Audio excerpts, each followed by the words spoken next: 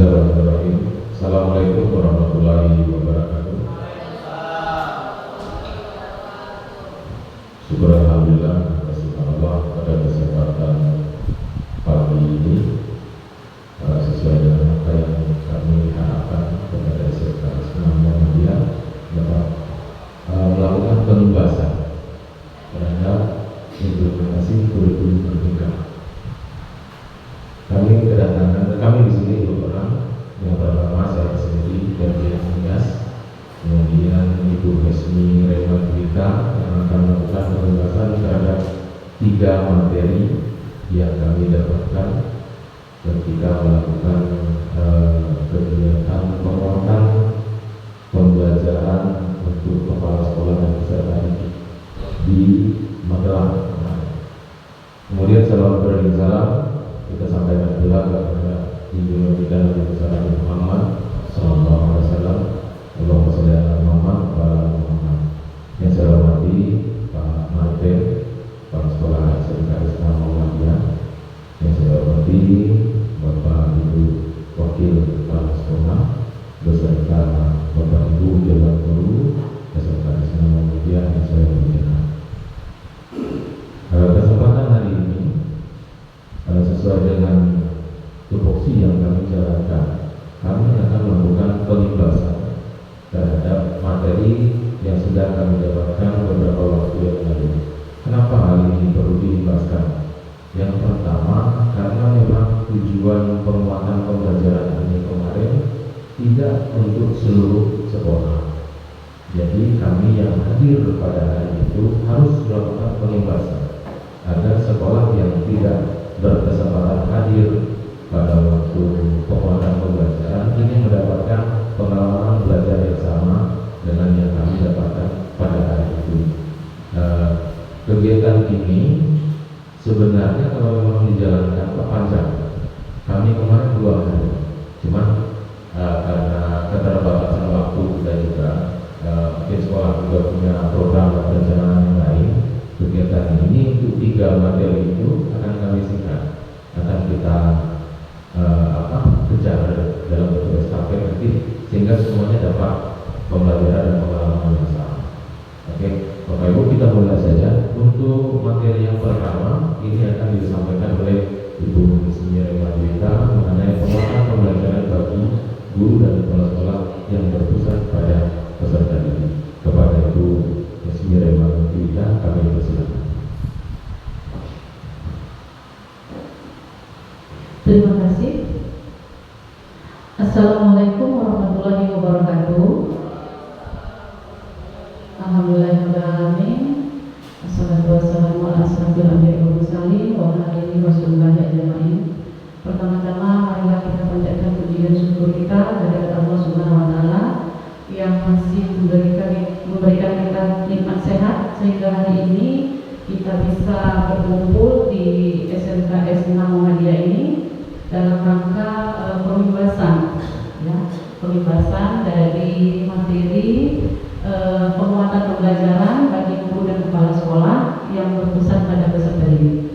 Salam tak lupa pula kita kirimkan kepada junjungan kita Nabi besar Muhammad sallallahu alaihi wasallam yang telah membawa umatnya dari alam kegelapan menuju alam yang serba canggih yang kita rasakan pada saat ini. Yang terhormat Bapak Kepala Sekolah SMK Islam Muhammadiyah, yang saya hormati Bapak Ibu Dewan Guru sekalian. Pertama-tama terima kasih kepada Bapak Kepala Sekolah, kepada Bapak Ibu Dewan Guru yang sudah meluangkan waktunya untuk kami berdua di sini untuk berbagi pengalaman, berbagi materi yang sudah kami dapatkan di pelatihan IKN beberapa hari yang lalu.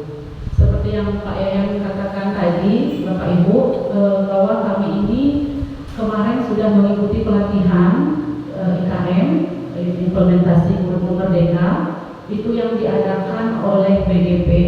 Jadi di setiap peserta yang sudah melakukan atau mengikuti pelatihan itu diwajibkan untuk mengimbaskan ke sekolah-sekolah terdekat yang sejenjang ataupun di bawah jenjang. Jadi kami berdua kebetulan satu sekolah, jadi sekolah wajib kami di SMA kami, dan dan kami memilih di SMKS 6. Alhamdulillah di sini belum juga ada yang melakukan pembebasan dan kami diterima dengan sangat baik oleh pihak sekolah. Sebelum kita masuk materi Bapak Ibu, saya perkenalkan diri dulu. Nama saya Hesmi Rema Dwita. Jadi saya guru di SMA Negeri 1 Lebong. Nah, jadi kami di sini nanti ada 3 materi Bapak Ibu ya, seperti yang sudah dijelaskan oleh Pak Yayan. Ada IKM nanti tentang POWEL, kemudian juga ada asesmen dan pembelajaran. Jadi saya mengambil yang part satunya dulu, itu tentang penguatan pembelajaran bagi guru dan kepala sekolah yang berpusat pada peserta didik. Oke Bapak Ibu ya, sebelum kita masuk materi, kita ada briefing dulu Bapak Ibu.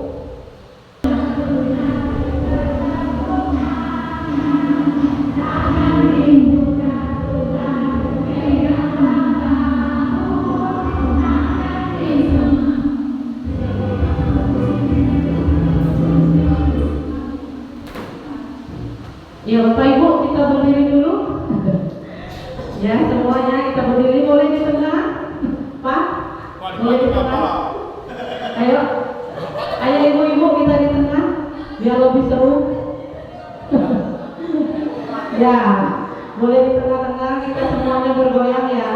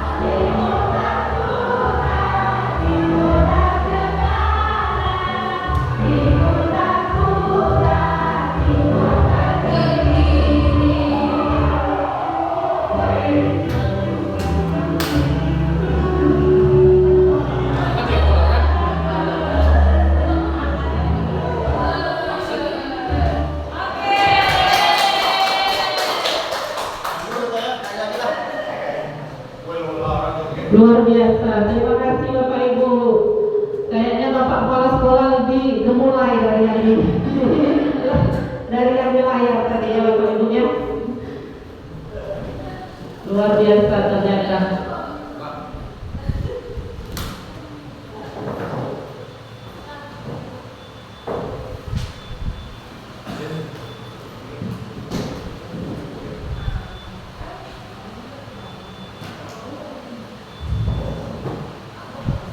Oke Bapak Ibu, sekali lagi terima kasih atas goyangannya yang luar biasa. Oke Bapak Ibu, kita masuk ke materi. Jadi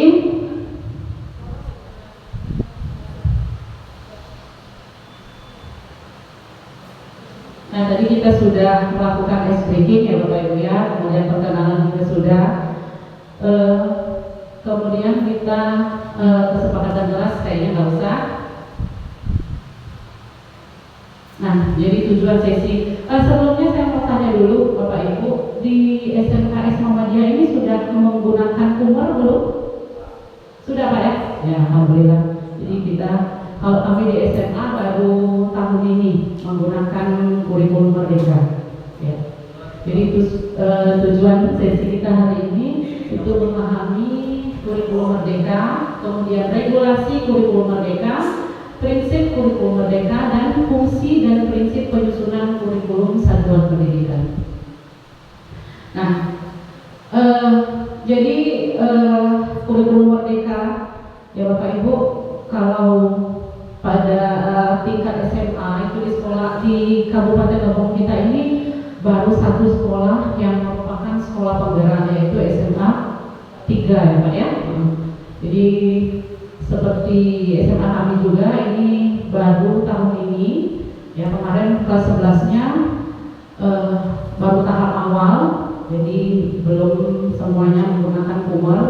Baru tahun ini kami juga baru menggunakan kumur dan baru menjalankan kegiatan P5-nya. Begitu Pak. Nah jadi kita masuk ke pertanyaan dulu. Ini untuk pertanyaan pertamanya Bapak Ibu ya. Satuan pendidikan perlu menerapkan kurikulum merdeka secara serentak dan berada di tahap siap atau mahir. Nah, menurut Bapak Ibu, pernyataan ini benar atau salah? Menurut Bapak Ibu, pertanyaan ini benar atau salah? Satuan pendidikan perlu menerapkan kurikulum merdeka secara serentak dan berada di tahap siap atau mahir. Belum? Tidak ya? Jadi pertanyaannya benar atau tidak? Kita lihat dulu. Iya, ternyata tidak. Ya, kenapa?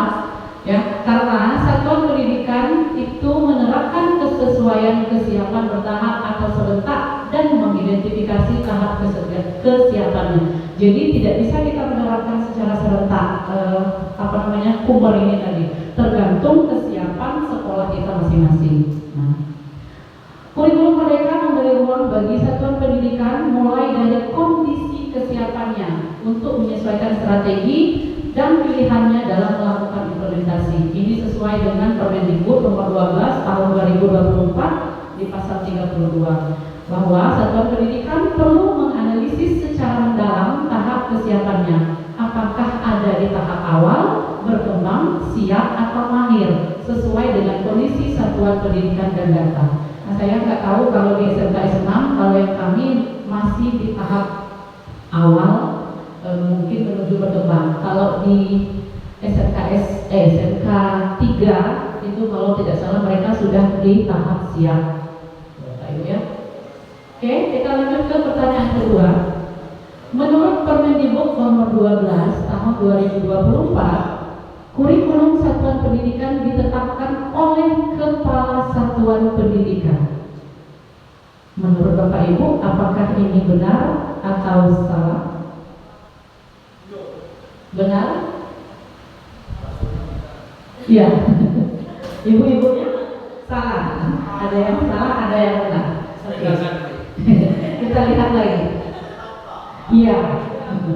Ya, karena satuan pendidikan yang teratas kepala sekolahnya kalau kita di sekolah. Ya, jadi kurikulum satuan pendidikan ditetapkan oleh Kepala Satuan Pendidikan. Nah, ini sesuai dengan Permendikbud nomor 12 tahun 2024 pasal 30, bahwa pengawas tetap memfasilitasi memfasilitasi penyusunan atau revisi kurikulum satuan pendidikan. Kemudian yang kedua, Dinas Pendidikan melakukan supervisi untuk memastikan penyusunan selaras dengan regulasi dan panduan. Nah, hal ini dimaksudkan agar satuan pendidikan menjadi kurikulum satuan pendidikan sebagai dokumen hidup untuk membantu penyelenggaraan pendidikan yang berkualitas. Oke, kita lanjut ke pertanyaan yang ketiga. Format kurikulum satuan pendidikan tidak perlu dibuat seragam. Bagaimana Bapak Ibu? Benar? Oke? Bapak-bapaknya? Benar Pak? Format kurikulum satuan pendidikan tidak perlu dibuat seragam. Ya. Format kurikulum satuan pendidikan tidak perlu dibuat seragam. Bagaimana Pak? Benar? Oke. Ya. Ya. Jadi pembuatan format kurikulum satuan pendidikan itu tidak harus seragam. Karena apa? Karena perlu menyesuaikan dengan karakteristik setiap sekolah masing-masing. Jadi kembali lagi ke kondisi sekolah kita ya Bapak Ibu ya.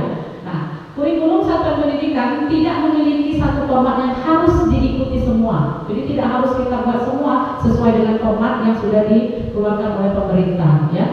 Nah, yang perlu ada hanyalah komponen berikut ini yang memiliki fungsi masing-masing, yaitu yang pertama, karakteristik satuan pendidikan. Nah, ini yang menjadi pertimbangan dalam menentukan visi misi serta tujuan satuan pendidikan. Jadi visi-visi sekolah itu kembali ke sekolah kita. Kemudian yang kedua, visi misi tujuan. Ini tidak harus dibuat setiap tahun. Jadi perbaikan visi misi itu juga revisinya tidak harus setiap tahun ya Bapak Ibu. Namun visi misi inilah yang membantu suasana belajar dan proses pembelajaran yang terjadi.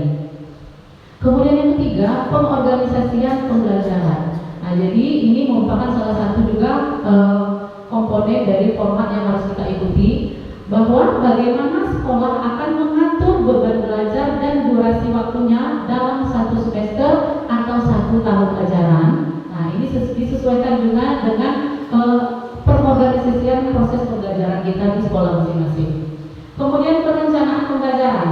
Nah, isinya ya, ini adalah apa saja tujuan pembelajaran yang perlu dicapai oleh berbagai pendidik di tiap kelasnya. Jadi kita ada fase-fasenya, ya kan Bapak Ibu ya, mulai dari fase E, F ya, nah, seperti itu. Jadi kita harus sesuaikan juga dengan tingkat kelasnya masing-masing. Kemudian contoh FPP atau modul ajar. Nah, ini adalah sebagai lampiran untuk memastikan agar setiap pendidik sudah memiliki kesamaan persepsi tentang suasana belajar serta proses pembelajaran yang ingin dibangun. Nah, kalau untuk modul ajar RPP itu sebenarnya juga dikembalikan ke mata pelajaran atau bukunya masing-masing. Oke, kita lanjut ke pertanyaan keempat. Kurikulum satuan pendidikan direvisi 4-5 tahun sekali oleh satuan pendidikan. Bagaimana ini Bapak Ibu? Benar atau tidak? Direvisi 4-5 tahun sekali. Benar? Benar. Sudah Oktober. Jadi menurut kita, kalau kita salah ini Pak? Salah. Ya. Benar Pak? Kurikulum satuan pendidikan direvisi 4. Ya? Gitu ya? Nah. Jadi tidak. Kalau menurut Pak ini siapa Pak? Ya Pak Dartano. Kalau menurut Pak Dartano ini betul Pak ya, sesuai dengan apa ya Pak? Periodenya. Nah, kalau masalah sekolah salah ya, salah. Oke, kita lihat. Dan ternyata salah. Ya, jadi revisi itu disesuaikan lagi dengan kebutuhan dan kondisi aktual satuan pendidikan. Kalau dalam 1 tahun kira-kira tidak cocok dengan kondisi dan kebutuhan sekolah kita, nah maka pihak sekolah, ya ini terkait dengan kepala sekolah sebagai pemangku kebijakan itu berhak untuk melakukan revisi. Ya. Nah, peninjauan dapat dilaksanakan secara berkala menyesuaikan dengan kebutuhan satuan pendidikan. Kemudian revisi dilakukan berdasarkan hasil evaluasi dan disesuaikan dengan kondisi aktual satuan pendidikan. Evaluasi jangka pendek terhadap pengorganisasian dan perencanaan pembelajaran dapat dilakukan per semester, bisa juga Pak, ataupun per tahun sesuai kebutuhan melalui data seperti observasi, diskusi dengan warga sekolah, dan rapor pendidikan. Nah, jadi ini adalah hal-hal yang berkaitan dengan revisi daripada kurikulum satuan pendidikan itu tadi. Nah, hasil evaluasi tersebut itu membantu kepala satuan pendidikan dan pendidik untuk memperbaiki pelaksanaan kurikulum satuan pendidikan sehingga kualitas pembelajaran dapat meningkat. Tapi kayaknya kita agak jarang ya Pak Delta ya melakukan revisi per semester, per tahun itu ya Pak ya. Nah, kemudian yang terakhir, evaluasi jangka panjang terhadap analisis karakteristik satuan pendidikan dan visi, misi, serta tujuan satuan pendidikan dapat dilakukan 4 sampai 5 tahun sekali. Apabila ada perubahan dari hasil evaluasi ini, satuan pendidikan perlu melihat kembali penyesuaian pada pengorganisasian serta perencanaan pembelajaran. Oke, kita lanjut pertanyaan kelima. Oh iya, boleh, silakan Pak. Oh gitu Pak ya, terlalu cepat ya. Tapi memang seperti yang saya katakan tadi Pak, jarang ya Pak ya kita melakukan revisi itu di semester ataupun di 1 tahun ya. Belum puas menikmati sudah diganti ya Pak. Ya. Oh iya. Jadi nunggu 1 periode dulu. Oke, pertanyaan kelima. Setiap satuan pendidikan wajib menyusun modul ajarnya sendiri dan modulnya harus tebal halamannya. Yang apa itu? Salah. Kita lihat. Iya, salah ya. Jadi modul ajar ini tidak wajib dibuat sendiri dan juga tidak harus tebal, ya. Tidak seperti mungkin zaman dulu ya Pak Del ya, buat RPP itu tebal ya Pak ya. Kalau sekarang apalagi kita sudah kurikulum merdeka, modul ajar cukup 1 atau 2 lembar ya kan Bu? Ya. Nah, banyak miskonsepsi ya di antara guru bahwa untuk menerapkan kurikulum merdeka ini guru harus bikin modul ajar sendiri. Tidak juga seharusnya. Karena apa? Sekarang kita sudah bisa mengakses semua informasi di PMN. Nah, di PMN itu sudah tersedia mau modul ajar, mau RPP dan sebagainya. Tinggal kita memodif lagi sesuai dengan kebutuhan kita untuk mengajar. Nah, kemudian setiap sekolah memiliki kapasitas beragam. Ada tahapan kesiapan yang berbeda-beda dalam menerapkan kurikulum merdeka. Satuan pendidikan dapat menggunakan sesuai fungsinya. Modul ajar biasa digunakan untuk berbagai contoh perencanaan pembelajaran. Nah, ini tadi sudah saya jelaskan bahwa melalui PMN itu kementerian sudah menyediakan berbagai contoh modul ajar untuk langsung digunakan ataupun bisa diadaptasi lagi sesuai dengan kebutuhan kita masing-masing. Oke, pertanyaan ke-6. Asesmen awal digunakan untuk mengetahui kemampuan awal peserta didik dalam kaitannya dengan tujuan pembelajaran tertentu. Betul? Benar. Oke, sepakat kita benar. Ya, jadi asesmen awal itu digunakan untuk mengetahui kemampuan awal dan kesiapan belajar peserta didik sehingga penyesuaian pembelajaran dapat dilakukan sesuai kebutuhan. Jadi kita sebelum melakukan proses pembelajaran, mungkin kita melakukan asesmen awal dulu. Bisa dengan pertanyaan diagnostik, asesmen diagnostik, bisa juga dengan kita tanya jawab langsung dengan anak untuk mengetahui anak itu sudah siap atau belum menerima materi pembelajaran kita. Ya. Nah, asesmen awal adalah bagian dari asesmen formatif untuk mengetahui apakah tujuan dan strategi pembelajaran yang sudah disiapkan sesuai kebutuhan peserta didik. Asesmen awal juga menjadi landasan diferensiasi pembelajaran yang dilakukan pendidik. Asesmen awal dilakukan oleh pendidik, sementara asesmen diagnostik dilakukan oleh profesional seperti psikolog. Ini menyangkut ke pertanyaan-pertanyaan yang mengarah ke karakteristik siswa biasanya. Nah, asesmen diagnostik berfungsi selain untuk memahami kebutuhan khusus atau tumbuh kembang peserta didik, juga dapat digunakan untuk mengetahui kebutuhan belajar dan strategi pembelajaran yang sesuai. Pendidik dapat memberikan rujukan ke orang tua untuk peserta didik mendapatkan asesmen diagnostik jika diperlukan.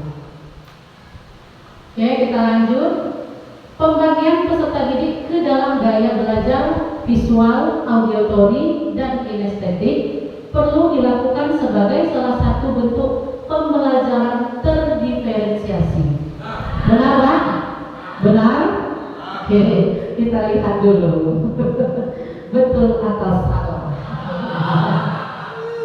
Ya.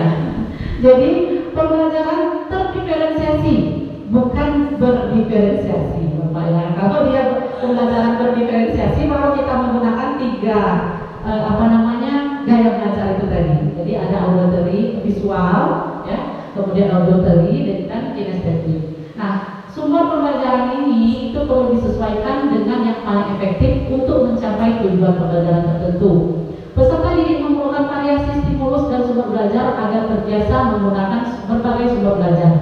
Kemudian peserta didik terutama pada usia dini membutuhkan berbagai stimulus sensori yang terintegrasi untuk mengoptimalkan pemenuhan kebutuhan tumbuh kembangnya. Jadi dalam umur sekarang kita memang harus atau dituntut untuk menggunakan gaya belajar yang tiga ini, Bapak Ibu. Jadi kita sebagai guru sekarang dituntut serba bisa, ya Bapak Ibu ya. Jadi karena ada anak-anak kita ini yang bisa menangkap itu hanya dengan penjelasan kita, dengan suara kita. Ada juga dia dengan mungkin video pembelajaran seperti itu kan. Kemudian juga dengan kinestetik dia, dengan dia melakukan eksperimen, mungkin percobaan, dengan seni, mungkin seperti itu ya Bapak Ibu. Nah, oke, pertanyaannya sudah. Jadi kita masuk ke pembelajaran diferensiasi. Nah, kalau pada kelompok ini memang kita dituntut untuk melakukan proses pembelajaran diferensiasi. Karena apa Bapak Ibu? Pembelajaran diferensiasi ini setelah kita lihat memang ini berdampak cukup baik bagi murid. Karena apa? Karena pada proses pembelajaran diferensiasi ini siswa atau peserta didik kita itu bisa langsung menerapkan atau menyalurkan kemampuan mereka. Nah, misalnya kita memberikan tugas atau proyek kepada anak. Nah, anak bisa memilih sendiri. Mereka mau membuat proyek itu dalam bentuk apa? Nah, misalnya ada yang menggunakan membuat video pembelajaran, ada anak-anak ini yang lebih misalnya suka musik, jadi materi itu mereka salurkan dengan membuat lagu, ada yang membuat konten seperti itu, ya Bapak Ibu. Nah, ciri pembelajaran diferensiasi ini bersifat proaktif. Jadi gurunya yang tidak seperti mungkin zaman kita sekolah dulu, Bapak Ibunya menjelaskan dari awal, dari A sampai Z, kita hanya mendengarkan saja. Tapi sekarang tidak, anak-anak mereka dituntut aktif. Kita ini sebagai guru hanya fasilitatornya saja. Ya.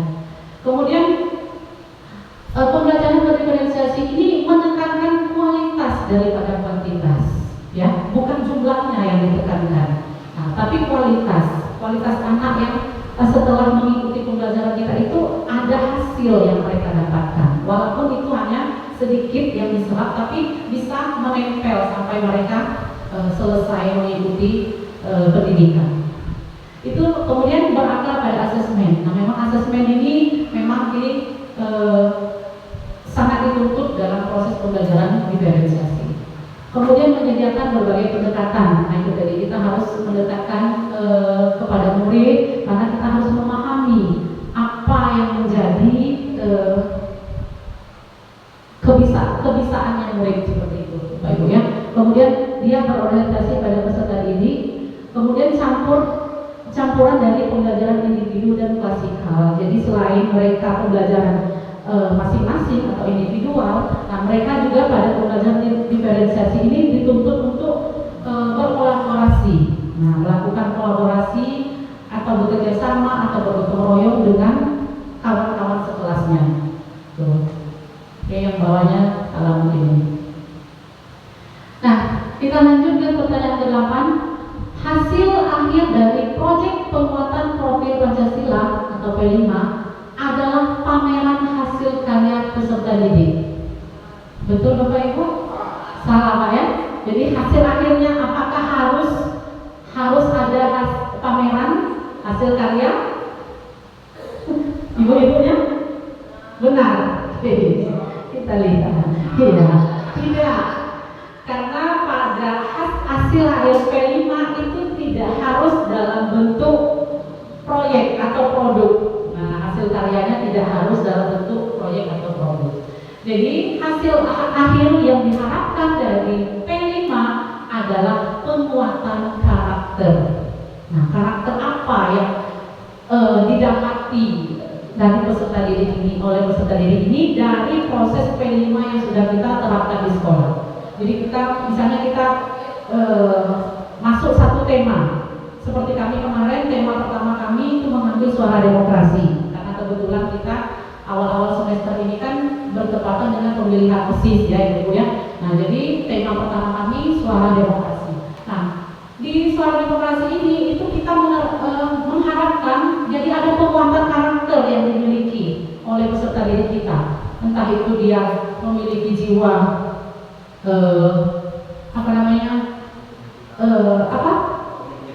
kepemimpinannya, kemudian bekerja samanya, kemudian tanggung jawab, ya betul sekali.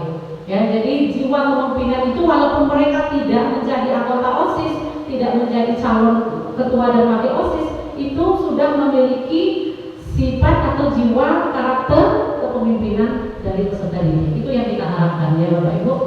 Nah, rangkaian proses yang dilakukan dalam P5 ini hanya merupakan kendaraan untuk peserta didik menguatkan karakter sesuai profil pelajar Pancasila.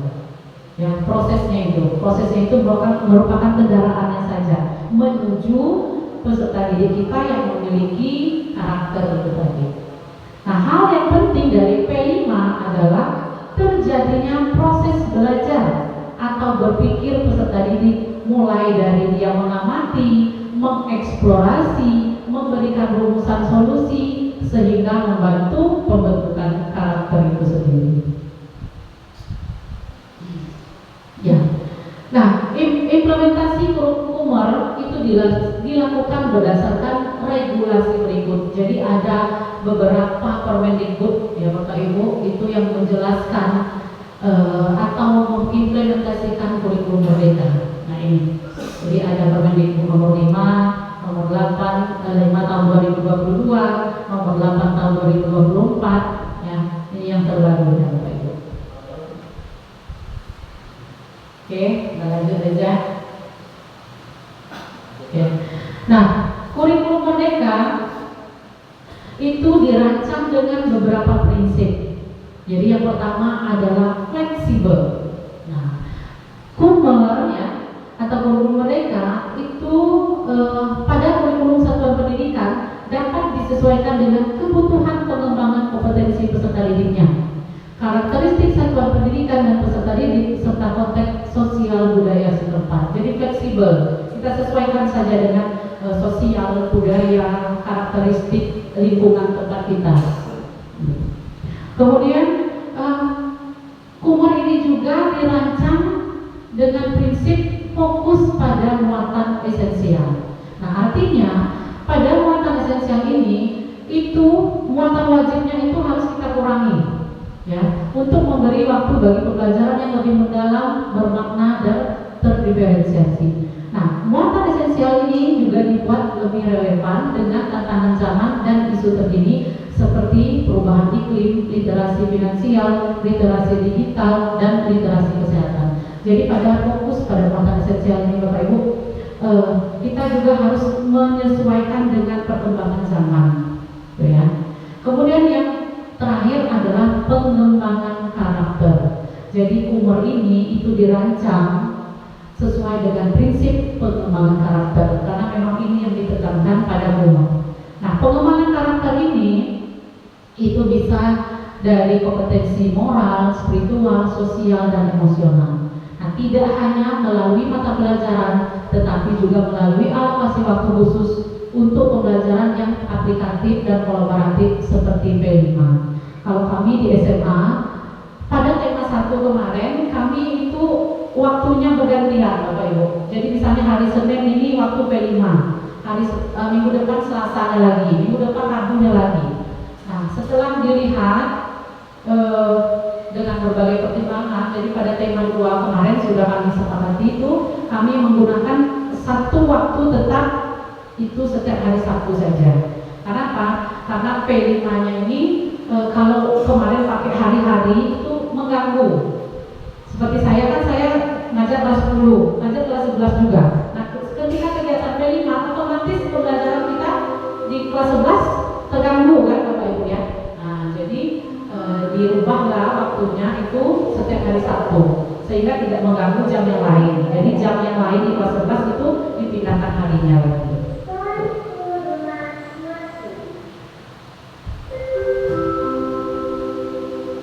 Oke Bapak Ibu, jadi saya ada pertanyaan nanti ya Bapak Ibu, kita melihat ada situasi ya. Nah, seperti apa menurut Anda implementasi dari prinsip yang ketiga ini tadi? Jadi ada fleksibel, fokus pada muatan esensial, atau pengembangan karakter. Nah, kita masuk ke situasi yang pertama. Jadi minta pendapat nanti dari Bapak Ibu. Nah, Ibu Kisi adalah pengawas SD di kota P. Bu Kisi dan para pengawas di kota P bersepakat bahwa asesmen sumatif Kota Madya P harus dilaksanakan secara serentak pada jadwal yang telah ditetapkan bersama. Guru-guru perwakilan mata pelajaran di kota P dikumpulkan untuk membuat soal bersama. Jadi ada MGMP-nya mungkin ya. Nah, apakah situasi ini sesuai dengan prinsip perancangan kurikulum mereka? Jadi dari ketiga prinsip itu tadi, apakah ini sesuai? Kemudian diskusikan cara lain yang dapat dilakukan dinas agar tetap memfasilitasi asesmen yang berkualitas dan memberikan fleksibilitas bagi satuan pendidikan. Ya, silakan Bapak Ibu. Ya, ada.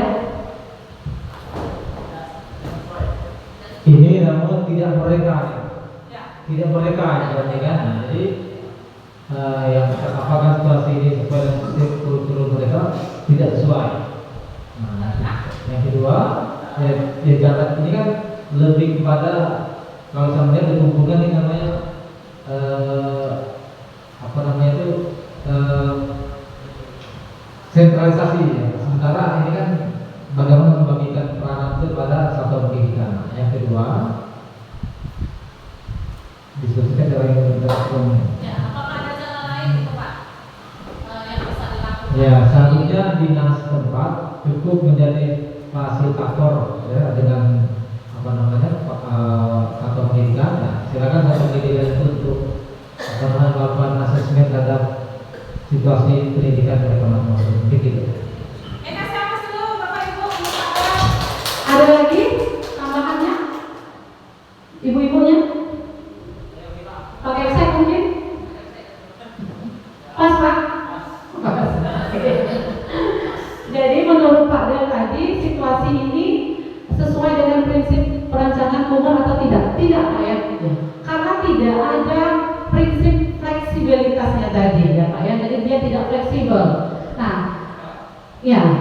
Kemudian cara lainnya bahwa dinas terkait harus menjadi fasilitator ya Pak ya. Jadi kembali lagi bahwa pada situasi seperti ini itu harus kembali lagi ke kondisi dan kebutuhan satuan pendidikan di daerah masing-masing. Itu ya Pak Jalan. Oke, kita lanjut situasi yang kedua. Pak Raga adalah pengawas di kota B. Pak Raga mengarahkan satuan pendidikan untuk membuat modul ajar selama 1 semester dengan lengkap. Pak Raga membuat daftar checklist komponen yang harus ada di modul ajar dengan rincian berikut. 1. Kegiatan pembelajaran merujuk model pembelajaran tertentu. 2. Memuat 4C. 3. Memuat penilaian karakter P5 peserta didik.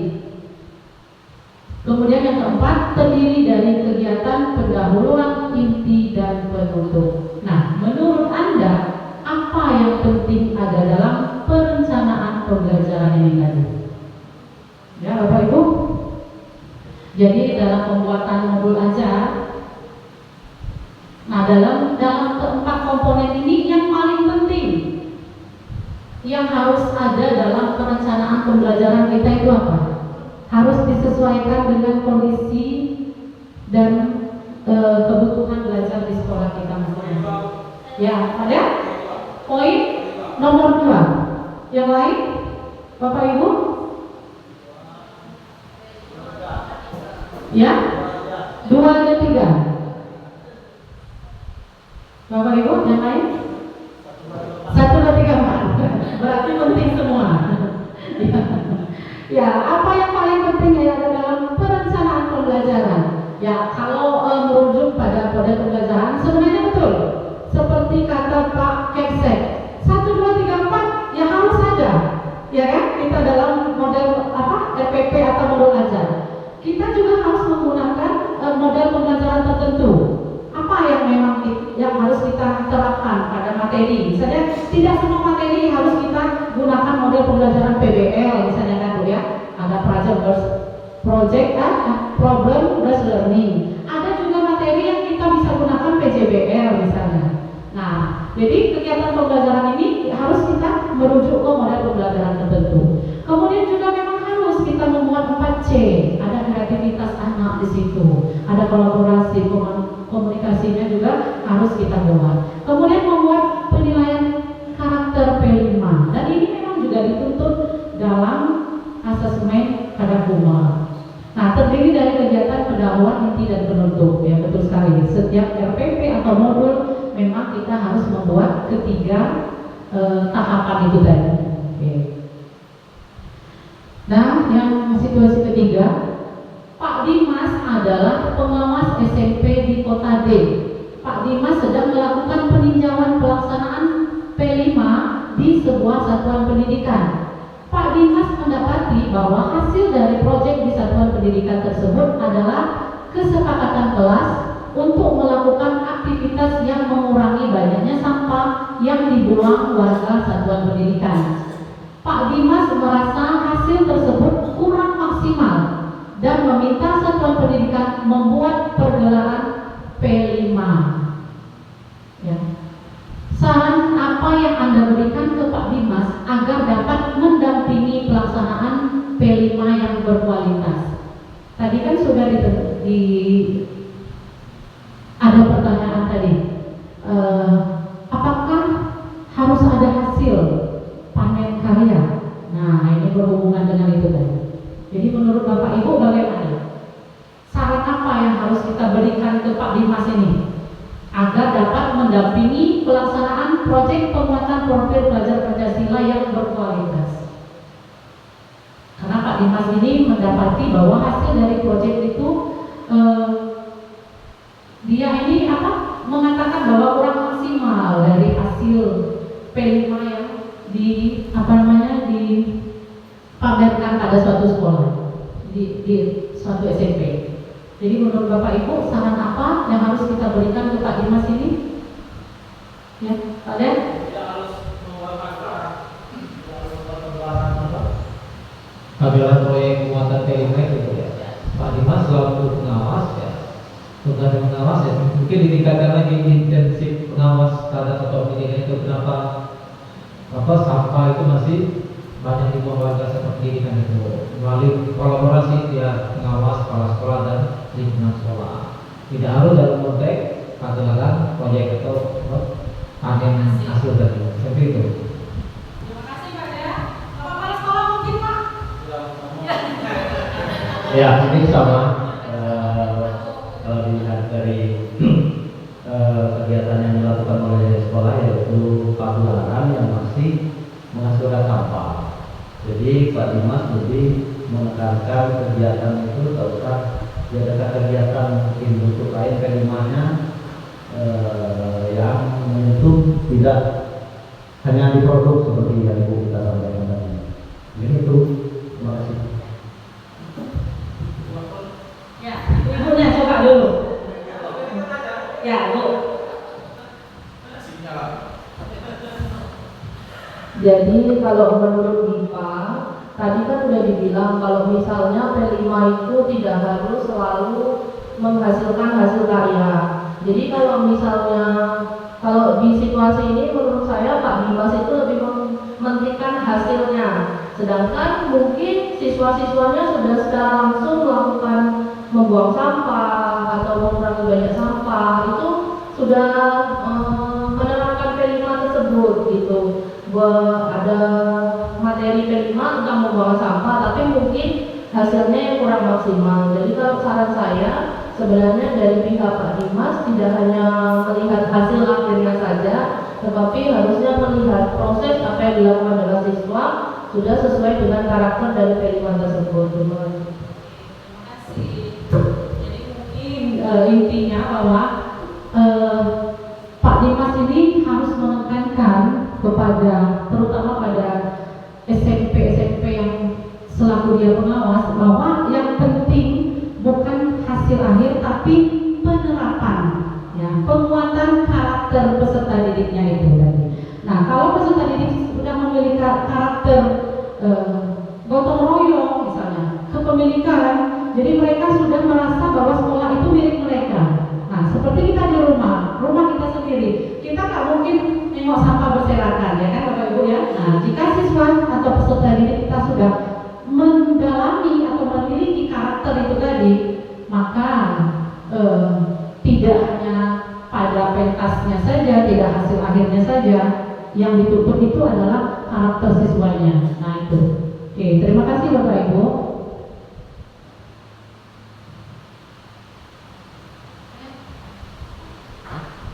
Sudah?